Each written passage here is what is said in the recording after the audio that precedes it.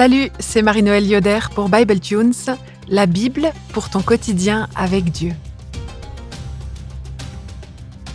Le texte pour aujourd'hui se trouve dans le livre d'Esther, Esther 2, les versets 1 à 19, et je les lis dans la traduction Nouvelle Français courant.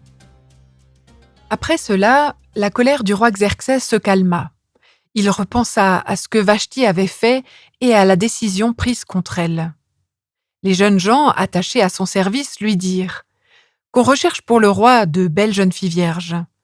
Nomme donc toutes les provinces du royaume, des fonctionnaires chargés d'amener toutes les belles jeunes filles vierges au harem royal de la citadelle de Suse. Elles seront placées sous l'autorité de Hégé, l'eunuque gardien des femmes, et on leur fournira des produits de beauté.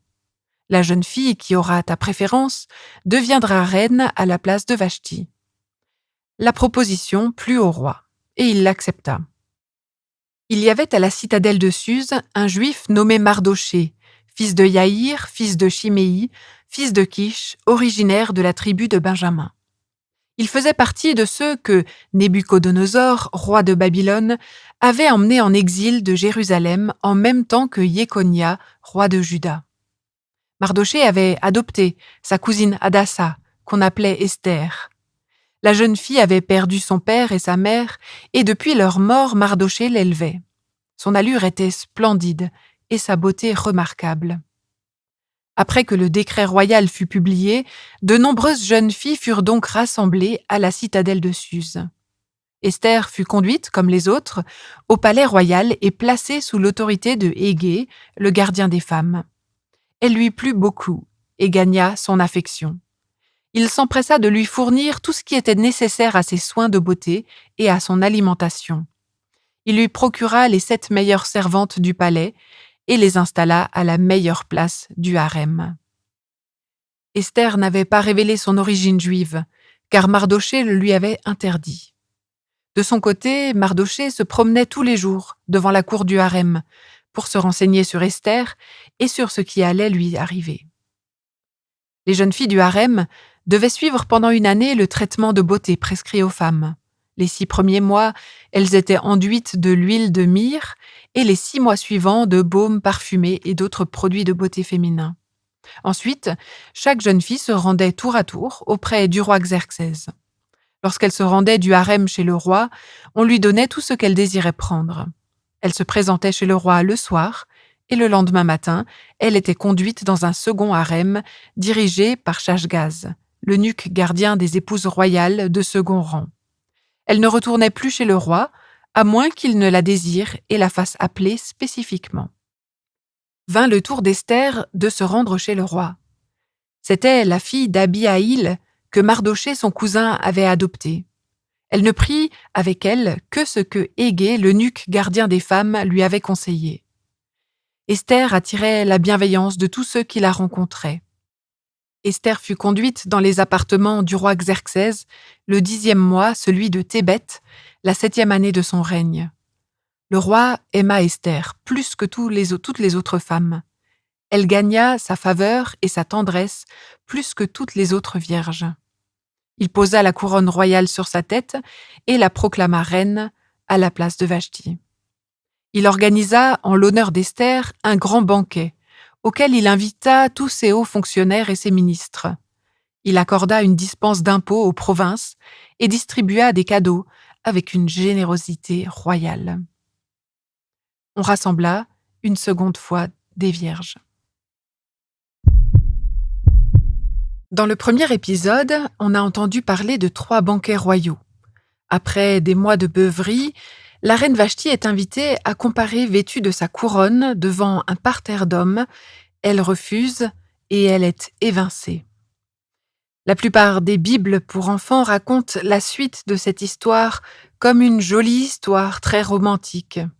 Une magnifique orpheline est choisie parce qu'elle est belle et on lui ouvre l'accès à un traitement spa de plusieurs mois.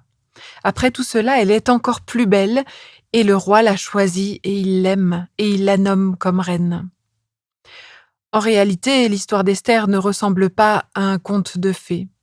Une fois que le roi a décuvé et qu'il repense à Vashti et à tout ce qui s'est passé, Là encore, ses conseillers lui portent conseil pour veiller à ce qu'il ne lui manque rien.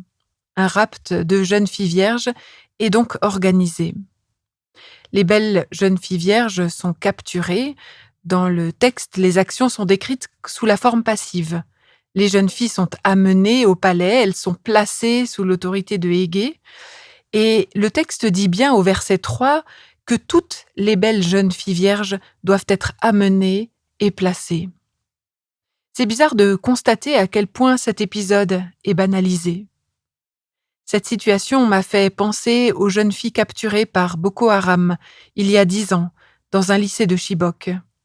Depuis, Amnesty International a recensé au moins 17 enlèvements de masse et d'après le site de l'organisation, au moins 1700 enfants ont été capturés dans leurs écoles par des hommes armés. Est-ce que le fait qu'Esther soit amenée dans un palais et non dans un bastion terroriste change la donne ? Dans son commentaire, Morlaix souligne que les jeunes filles sont amenées et placées et qu'elles sont alors enduites et préparées comme des morceaux de viande en vue d'une nuit avec le roi. La qualité de leurs prestations durant cette nuit jettera les sorts pour elles, ou le harem à vie, ou le mariage. On est là bien loin du vernis glamour que l'on met parfois sur cette histoire. Ce plan était, comme le décrit Yoram Mazoni, l'institutionnalisation parfaite du viol, dans laquelle la volonté du roi est la seule volonté. On pourrait penser que le roi est satisfait quand il épouse Esther, mais non. Au verset 9, une petite mention glaçante le souligne. Après le mariage du roi avec Esther, on rassembla une seconde fois des vierges. Mais pourquoi ? Le roi Xerxès se sert. Il prend ce qu'il veut. Des jeunes filles capturées pour les mettre dans son lit, et des jeunes hommes qu'il castre pour être ses eunuques.